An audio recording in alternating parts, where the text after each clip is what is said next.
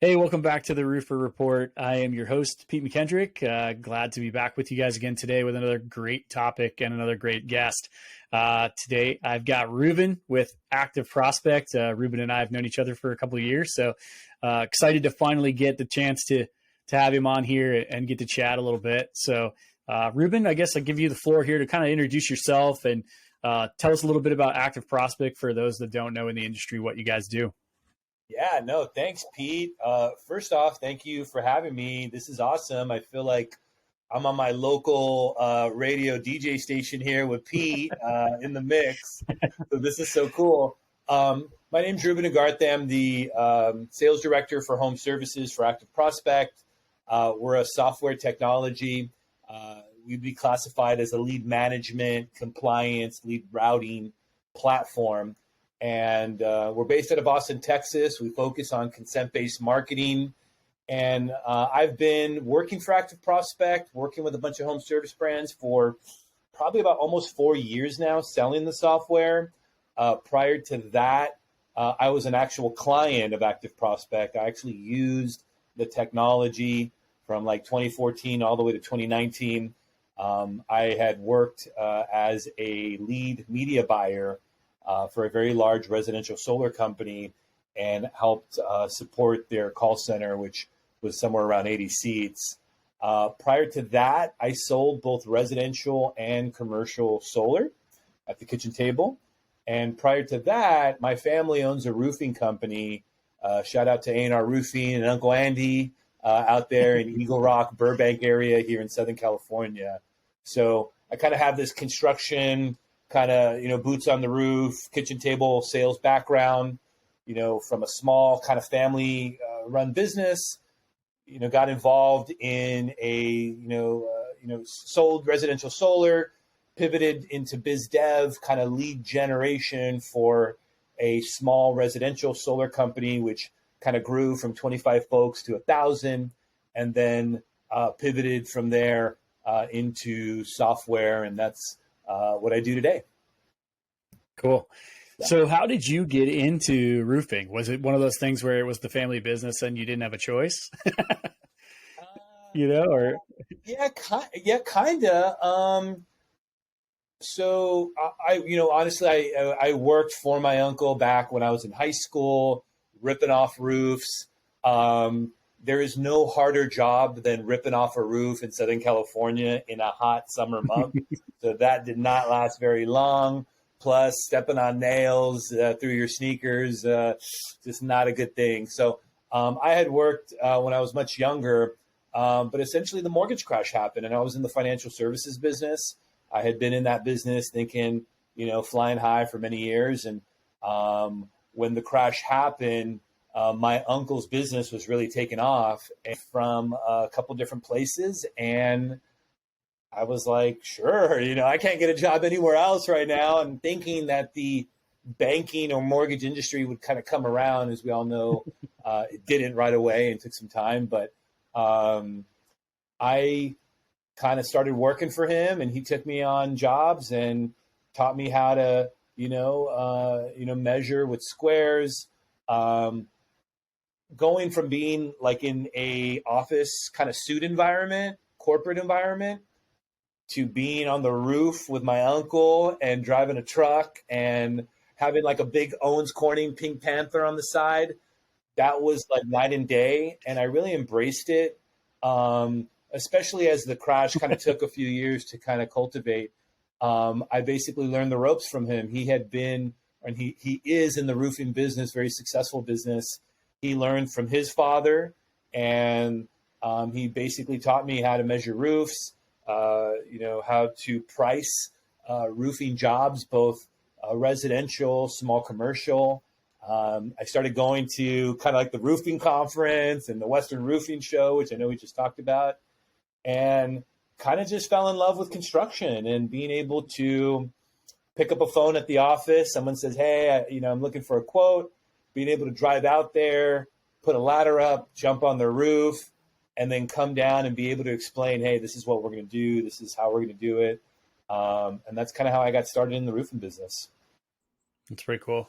So how did you make the transition from there into solar? right? So I think obviously, over the last couple of years, I would say the solar market and the roofing market have kind of grown closer together. But, back then they were very distinctly different industries, and I think they continued to be for a while. So how did you kind of make that transition? Did your uncle's business delve into solar, or did you just, see that as an opportunity to go sell something different? Yeah, I would definitely wouldn't use the word delve. I would definitely use the word maybe metal.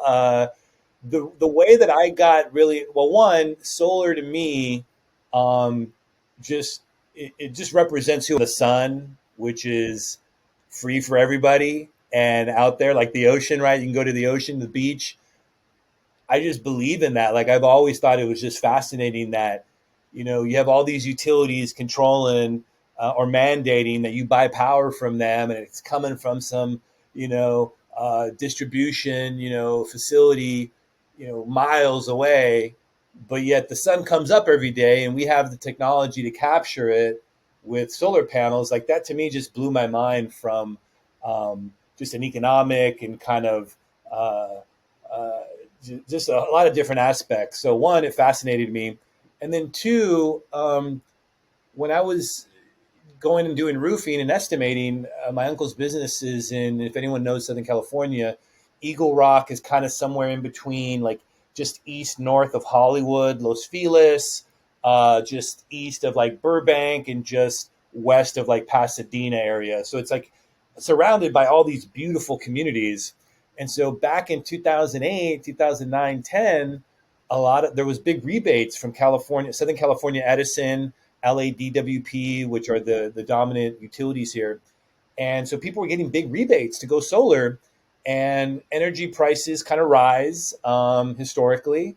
And people would just come to me. And a lot of times they were like wealthy homes, like people who had really large homes who are like, hey, I want to get a rebate and a tax credit from the government. Like, do you guys do solar, or what do you think?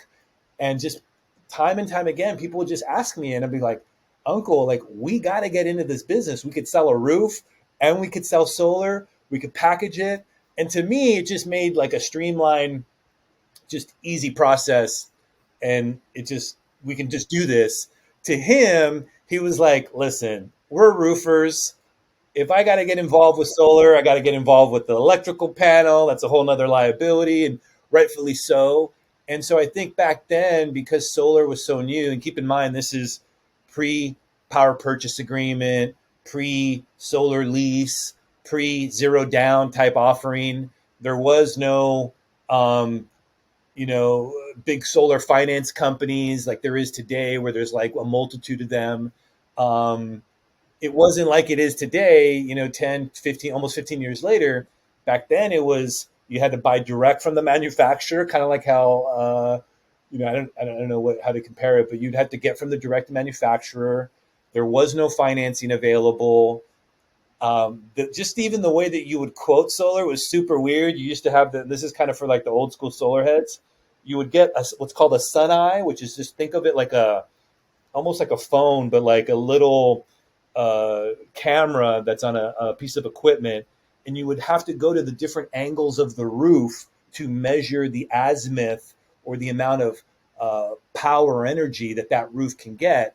And it was like a lot of math involved. Nowadays, you just click, click, click, and boom, you got the panels on the roof, and it's like a 60-second thing. But back then, it was like a crazy process. And so I got into it because clients were asking for it. I ended up working for a nonprofit called Grid Alternatives, which is very popular. They basically install free of charge small little solar systems on low income housing. They're funded by various utilities in various states, and I basically started learning how to install solar on the weekends through this nonprofit. I then ended up taking a solar 101 class at Pasadena City College, which was taught by like this engineer from Panasonic, who basically taught us all about solar and like the azimuth and the technology and stuff like that. And then, last but not least, I had my beautiful son Joaquin, and I needed to get medical insurance. So I told my family, hey, I gotta go, and I ended up working for real good solar, which ended up becoming RGS Energy, and that's kind of how I transitioned from roofing into solar. Yeah, it's interesting. You don't often hear people go that direction, right? So it's interesting to hear how that goes. And I think I agree with you. I think solar is ultimately the future of this industry. It will, eventually become one big industry that does roofing and solar together, I think, ultimately. So, yeah, I'm interested to see that happen. Yeah, I would just kind of add, like, from the business, from the industry perspective, kind of going to our SPI for years. I get Solar Power World monthly. I get the Roofing Contractor monthly. So I've been, involved in these industries for over a decade. And it seemed like when solar came out, there was this big rush of roofers and solar companies trying to engage and trying to figure it out, and that kind of dissipated in the early 2010, 11, 12, 13, and it kind of went into like the solar companies kind of rising and taking it with the electrical side. And now it seems like 10 years later, roofing contractors, installers, and just other trades have realized that solar is here to stay. There's a lot of margin to be made. And why not have that customer acquisition cost that I'm doing in roofing, windows, doors, baths? Why not have that be part of the solar experience as well? So it's interesting how the industry's played out. Yeah, and I know a lot of the conversations that I've had with companies that do solar, right, is that their projects are often contingent on having a roof either repaired or replaced prior to putting the panels on. So, logical step obviously would be for a roofer to be the one potentially doing both if he could, right? Definitely that opportunity there because these solar only companies are relying so heavily on the roofers to come in. Like I know, some large projects that they said, hey, I've got huge projects that are being hung up over a couple $1,000 roof repair because I don't have a roofer to come in and actually do this job. So yeah, so it's interesting to see, like you said, how the industries are kind of coming closer together again. And then of course you've got the products coming out like the solar shingles by GAF and others, that are definitely going to even draw that tighter, I think, as you have roofers able to install those products. So Absolutely. I remember when the first solar, it wasn't even a shingle, it was US Tile had a solar kind of clay S tile, and they were the first to kind of come to market with that. And something happened right with that product. It kind of never came. And then there was Dow Chemical. I don't know if you recall, had kind of like a solar shingle that they were working on, and then that kind of never came around. And now, most recently, it's like all the majors have now come out with a solar shingle, and then obviously, kind of the Tesla solar roof is gained prominence. But yeah, it's been interesting to see kind of how the industry has kind of gone and gone up and down, and the adoption over time.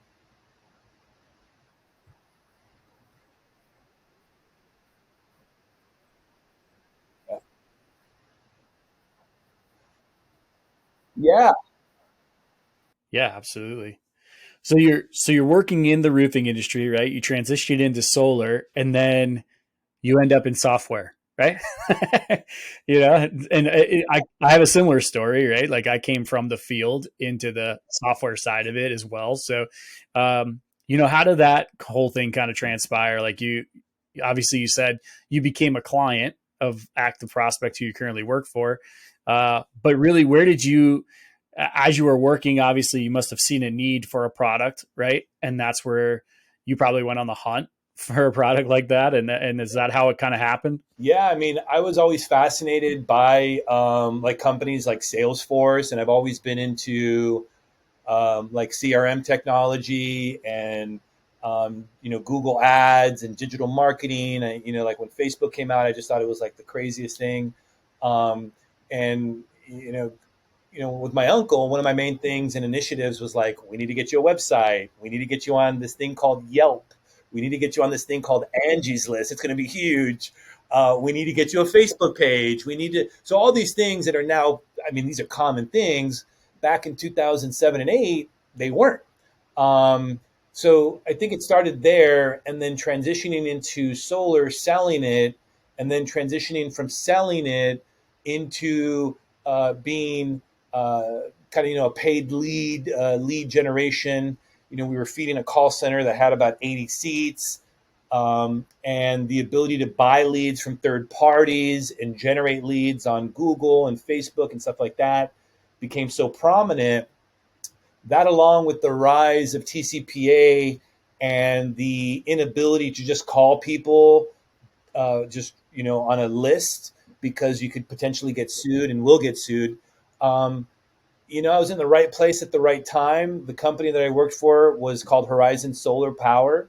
Um, back when I started with them, there were probably about 30, 40 employees in total, and we were maybe doing 25 to 35 installations in the Southern California, San Bernardino, LA region.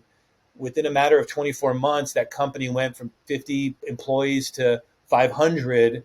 And we went from doing 20, 30, 40 installs to 400 installs. A private equity company ended up purchasing. That was kind of my entrance into technology and how it can affect the process and the customer journey and the lead funnel. And to be honest, it was just trial by fire. I was thankful and lucky enough to be in a situation where I was in a growing company that needed to grow and scale, and the cost of acquisition wasn't as critical as the growth. And so I just kind of learned like how to get leads from all these people all over into the CRM, into the dialer. And then over time, when you work within a call center environment, and thankfully I worked with some awesome professionals in the business, you kind of just learn how to combat certain things that happen.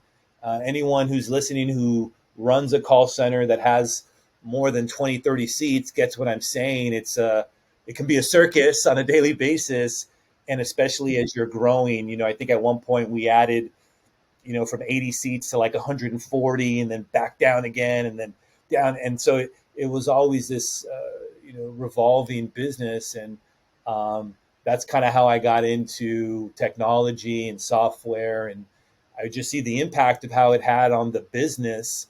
And, in short, people would just be like, "Oh, you're doing such a great job at growing this." And I'm like, really, it's this tech stack that I've got, but, I'll take the props, I think. And it is very interesting, like I ran a landscaping business early in life, right? And it's like when I was younger, and it obviously is like, and we were a good sized company. We weren't huge by any means, but we were decent size and we were doing okay for ourselves. But it's so interesting because so much of like our marketing back then and our lead gen was referral based, right? We weren't using a lot of tech to advertise the business, everything, a lot of print marketing type of stuff. We're relying on people seeing signs in the trucks and all that kind of stuff. And I think, it's interesting to see the evolution of the lead gen to now it being, a bit overwhelming, I think, at times for contractors and for roofers. The fact that leads can come from so many different sources now, where before it was just simpler, right? Like it really was like, hey, I'm just gonna, rely on my past customers to refer me business. And, up till even till a couple of years ago, before coming to Roofr, obviously I worked at the CRM. And at the CRM, one of the main questions we would ask is like, what is your sources of leads, right? Like, where are your leads coming from? And there were still tons of guys that would say like, well, my number one source hands down is referrals, customers just referring me to other people. We rely heavily on that. That's where the majority of our leads come from. And I think even since then, which was 5 years ago now, we've seen a major change in where these guys are generating a lot of their leads from, So it's been very interesting to me to watch that evolve and to see, like you said, to watch kind of tech become a huge part of generating leads now and feeding that lead funnel. Absolutely, 100%. I mean, with the evolution of the internet and the speed and ability of people to be online, people are spending more time online. And then obviously the evolution of the iPhone, right? More and more folks are on their phone and they're spending time there, for better or for worse. And the evolution of social media and the ability to click on ads that are presented to you based off of your demographic information and what you're searching for and your age range and your geo. I mean, these are all things that allow home service brands to get super hyper targeted and allow media or publishers or aggregators or lead vendors, whatever you want to call them, um, to generate leads in any vertical, regardless if they know what that vertical does or doesn't. If you can create catchy creative and landing pages and offers and ads and get eyeballs and people to click, you can make a lot of money in this business. And I think a lot of marketing folks have come along and come around to this, but certainly marketers who were historically really great at like newspaper ads, like you said, or TV or radio. This is like a whole new world and maybe something that they didn't want to adapt to, but now have been forced to. Yeah. Yeah, absolutely. So speak a little bit to, because this is what you guys do really, right? Is speak a little bit to the importance of being able to gather that information about where your leads are coming from, right? Because I know, a huge part of like when I was at the CRM, right, and we would set these guys up, and a main piece of it was like, okay, now you have the CRM, we're capturing all your leads in one place. You can see where they're coming from. And it was always shocking to a lot of guys to look at that data and be able to say like, wow, that's not performing anywhere near what I thought it was. Like I had this vision in my mind of like, oh, we're getting a good bit of leads from there. And then when you actually would look at the numbers, they would be like, okay, well, I'm spending a lot of money there and I'm not really getting the return I thought I was, right? So I just assumed because I was spending a lot of money there that I was getting something out of it, and the importance of, because I think it's overlooked, right? I think a lot of roofing companies, especially small guys, which like at Roofr, we cater to the smaller roofer, right? And I think, it's a piece that's, that's overlooked a lot when, like, if I'm not working with like a big marketing firm, it doesn't mean that I can't be educated about my lead gen, right? And where my leads are coming from and stuff. And so speak a little bit to like what you guys have learned about, how you, like you said, you can more or less like hyper target your marketing and make yourself much more effective than just kind of like throwing this wide net across a ton of different lead sources, right? Yeah, 100%. I think in terms of the like digital marketing or marketing in general, and then to kind of what you're saying, like the reporting ability, I think the days are gone where contractors don't know their cost of acquisition off the top of the head. A lot of contractors in various trades, including my Uncle Andy, who I love and adore, they could tell you the profit margin on any operation or any job that they're installing and price per square and all that stuff. But if you ask them about the marketing spend and cost of acquisition to get that, it's like, hey, let me get back to you on that one. And honestly, there's a lot of big brands that I work with today and that I've worked with or that I've known that's the same thing. And these are companies who are doing 5, 10 million plus dollars, annually, if not more. Um, the ability to track cost of acquisition and marketing by channels is probably one of the biggest issues in home services today in terms of marketing and the kind of the front end of the funnel. A lot of marketing folks who are running departments, whether it's CMOs or marketing directors or digital marketing folks who run a channel, the ability to have a CRM and to track your dollar for dollar media spend with the amount of appointments, demos, sales, and installs is not something that is easy still to do today, even with all the technology that we have. And certainly 5, 10 years ago was almost impossible. With the rise of the CRM and Salesforce, companies like AccuLinks, companies like, has become a must. You have to have a CRM. You have to have that. And if you don't have that CRM, you're not in the game. Now, along with the CRM, people are now starting to understand, wow, I thought I just needed a CRM. No, you know what? I also need an outbound phone system, which some people might call it a dialer, other callers can call it whatever, but I need the ability to, when I get a lead, to get into my database, and then I need to be able to outreach that person and I need to be able to record my outreaches in my CRM so that I know how many times or to your point, what leads are converting.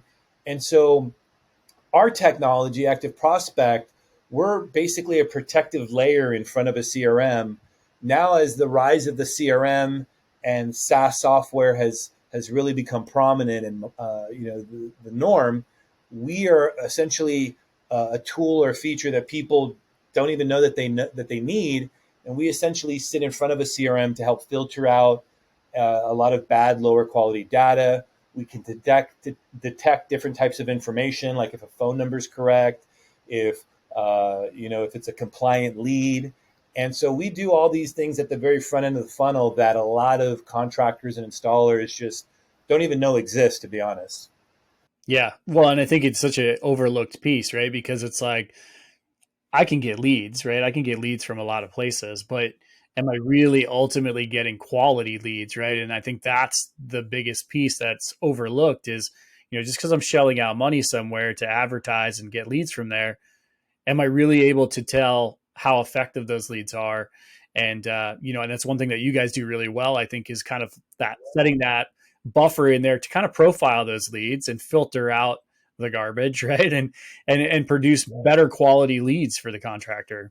100%. And then, for any of owners who manage or have a staff member that manages marketing, if if you ask your marketing team what my cost of acquisition is in month and out of month and by channel, and they can't tell you right away, that's a problem.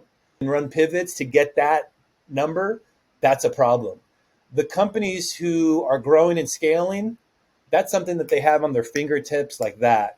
And in order to do that, you have to combine a multitude of different sources and marketing channels along with the right technology that supports you in getting that consumer data intent into your CRM. And then ultimately the ability to outbound, whether it's phone, SMS, email, all these different channels that you can use in this digital age. And I think that's something that the home service industry is finally coming around to, and starting to embrace. And a lot of the CRMs are kind of taking the lead and supporting a lot of that omni outreach, omni marketing approach. Yeah. And so let's talk a little bit about if I'm a new roofer, let's say, right? Or I'm new to home services, I'm small. I don't have a marketing budget. It's just me. I'm a one man show, or maybe it's me and, my Aunt Sally running the office for me or something, like there's not a whole lot to us, so I don't have a lot of money to shell. What are some suggestions that you would make? Obviously the cost of acquisition is a great one, right? Like that's great insight. Be able to track that early on, right? So that you can be more effective. But what are some other suggestions that you would make as far as like lead gen, lead organization for someone who's on a tight budget, right? Who's not able to have a marketing person or a marketing company kind of managing that flow for them? No, that's a great question. I mean, I believe that as much as I'm into digital marketing and performance marketing and all that, I still believe that there is a very significant um, role that field marketing and AKA door knocking, AKA canvassing, whatever you want to call it, still plays in the home service business. And I believe that you got to dominate your city and your town and your area before you go out there and market to the rest of the county or the rest of the state. If you can't dominate your backyard by creating a strong referral channel, by some more supporting local community outreach, by knocking folks on your street that you live on and knocking your neighborhood, it's going to be really hard to grow elsewhere. And so I've seen a lot of successful installers really just not invest into marketing spend, but essentially empower salespeople to go out there and acquire customers via referral generation and field marketing, and then ultimately include that cost of acquisition as part of that sales commission.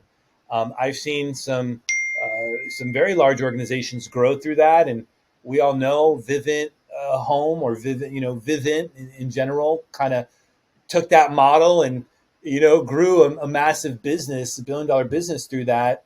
Um, and so I believe that's kind of the path of initial startup and success. And I've seen it time and time again where companies who don't have a large budget are trying to get off the ground.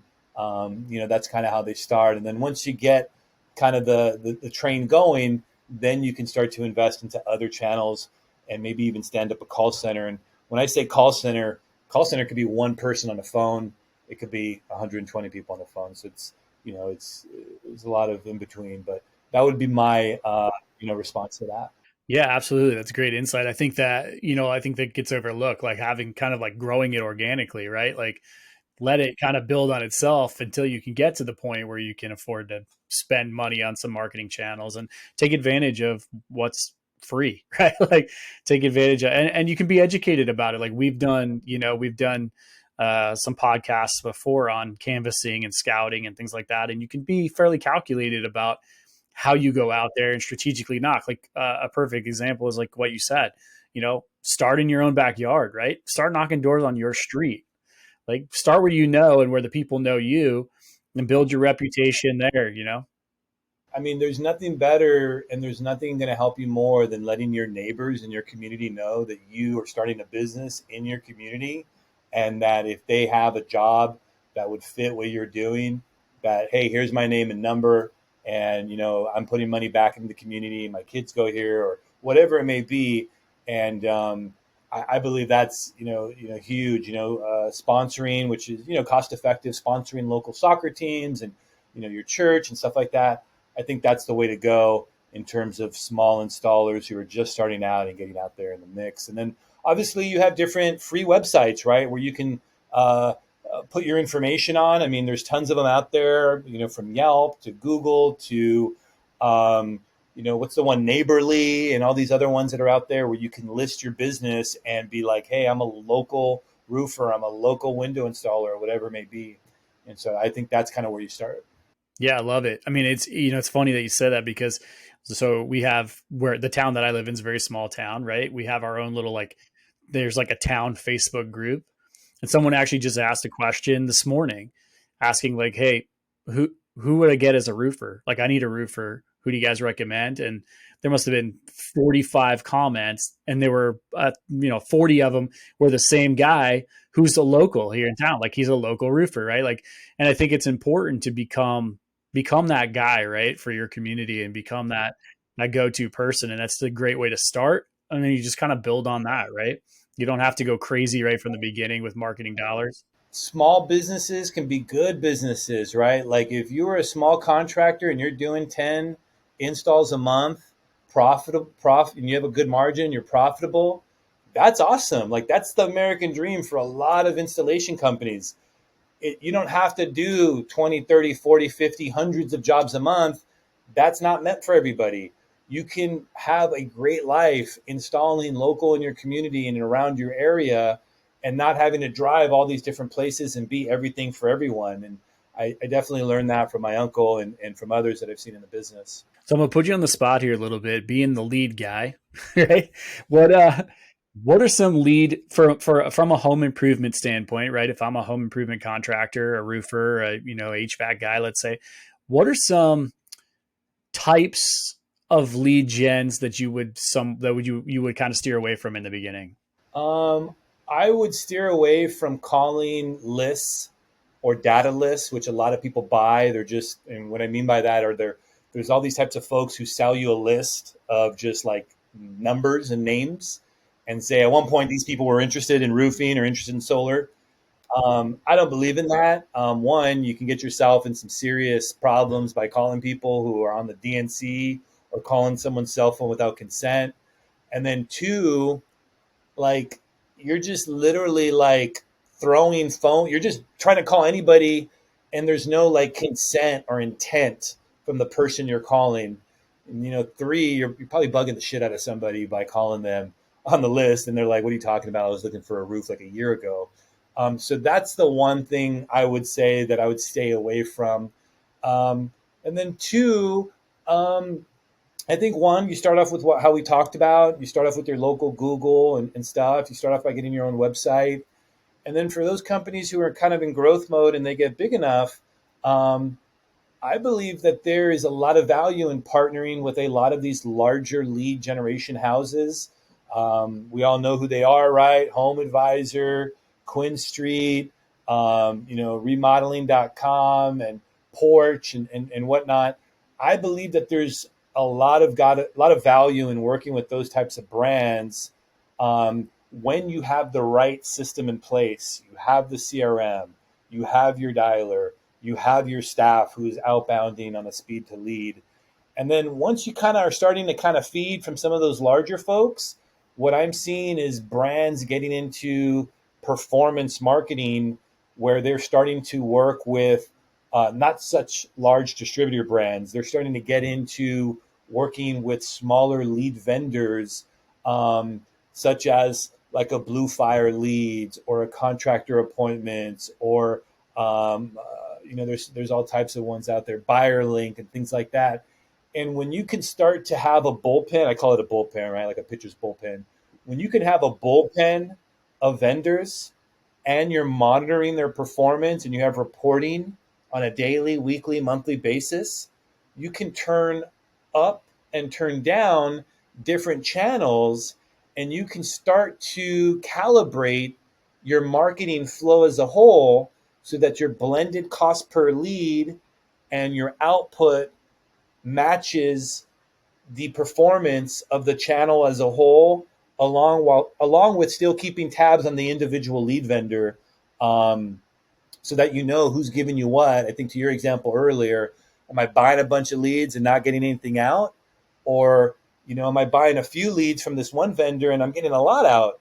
If you can start to really have the tech stack and the reporting in place, that's when you can start to get incremental growth and grow from 50 leads to 100, 100 to 250, 250 to 700.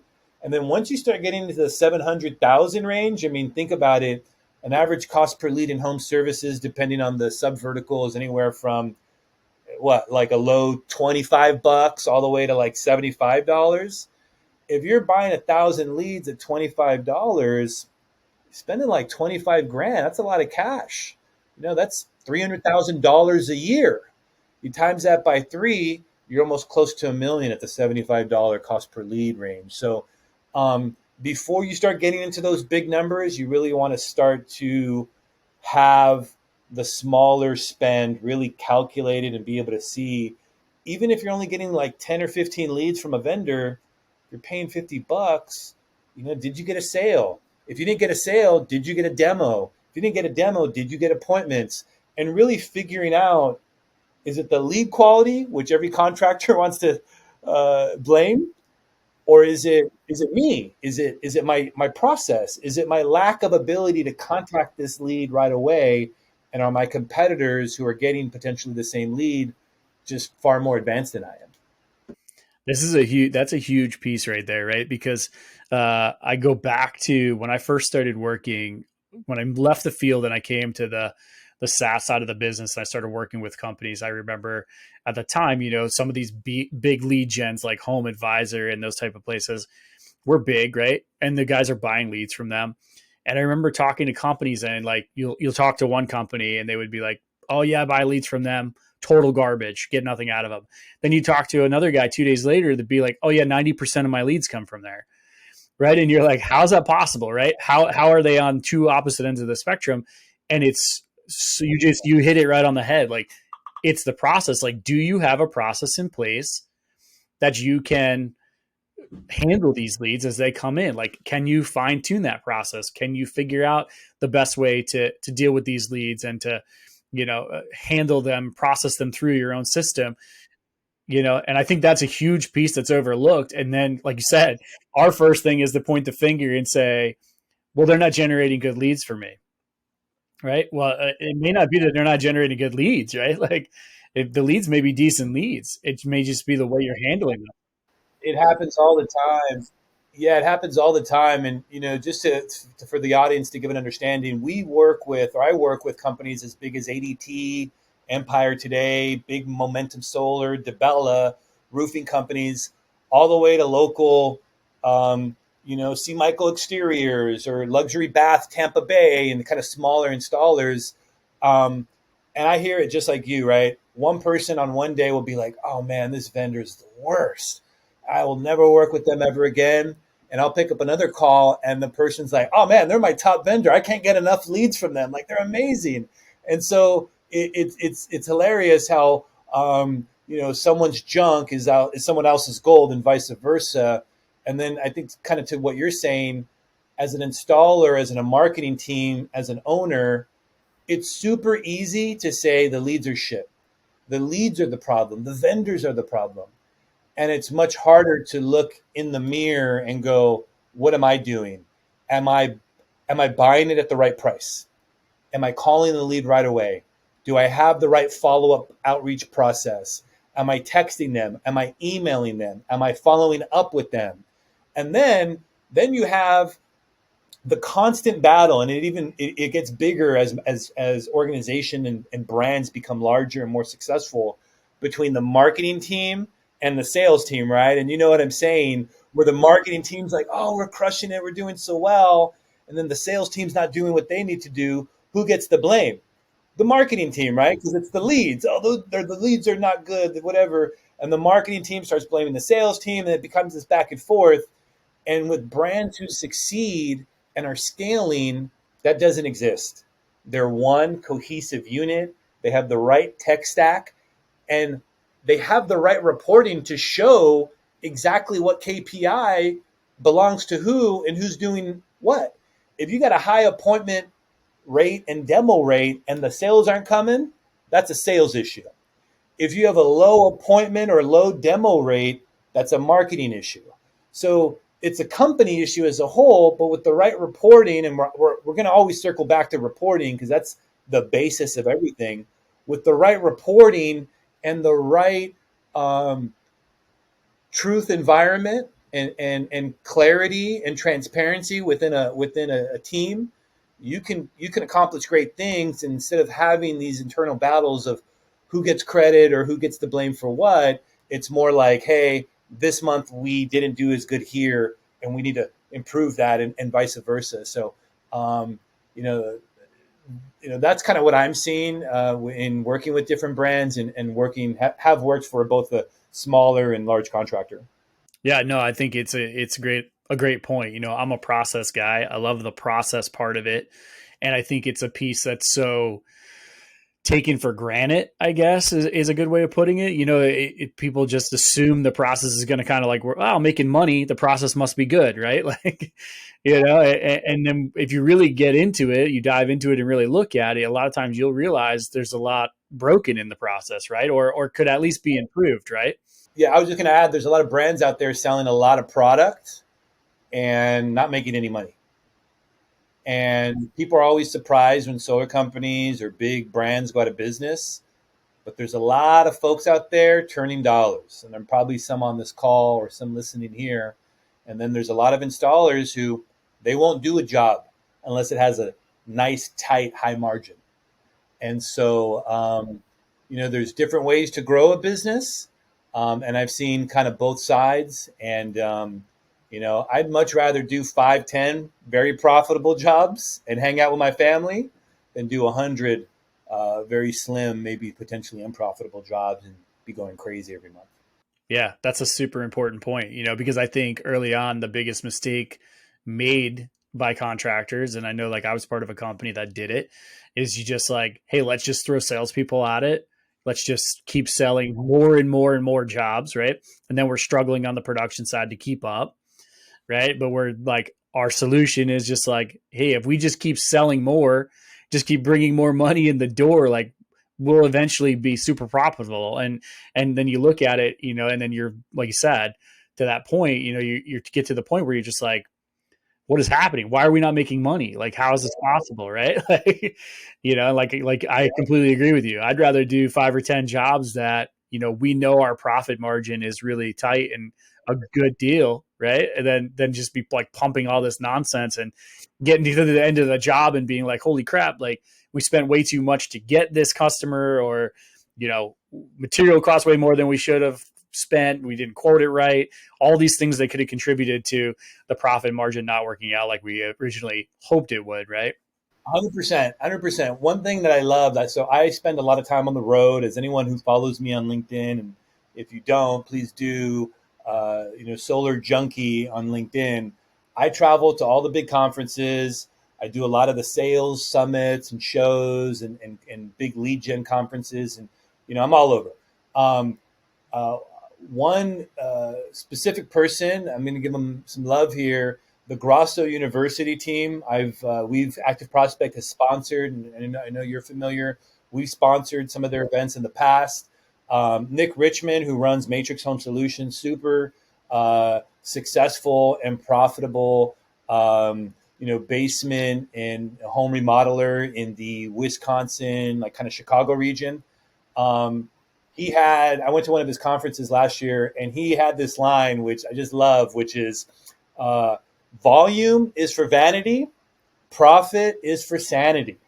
And I thought that was like, dude, that's so simple, but that's just like totally describes home construction and what people are doing or not doing, right? Like, are you doing volume and looking good to a lot of people because you're rolling a lot of trucks and got a lot of equipment? Or are you being profitable and being sane and having controlled growth? And I just thought, that kind of reminded me of what he had said at that conference. Well, man, I don't want to keep you all day here. I'm sure we could talk about this forever, but yeah, I mean, I really appreciate you coming on. I think that, some great insight here. I think this is such a touchy subject, right? For so many people, just because it's, like you said, even in your uncle's business, it's kind of that unknown factor, right?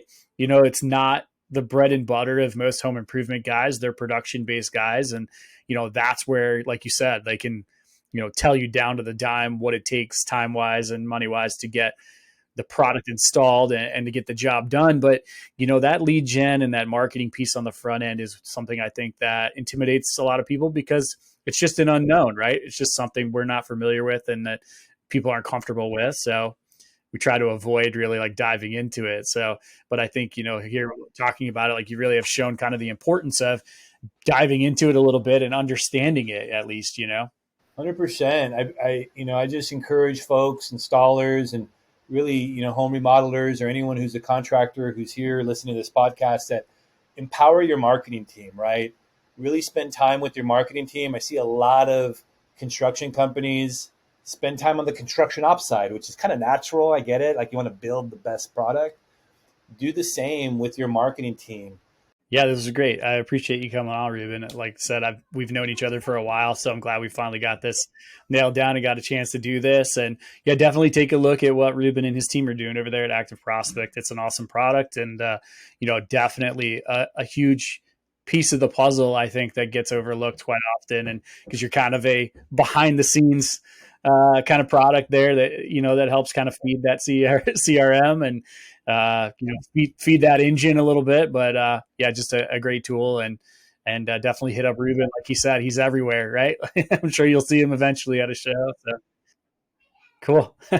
All right. Well, I appreciate everybody for joining us today. And thank you again, Ruben, for jumping on. And hopefully you guys gained some good insight here.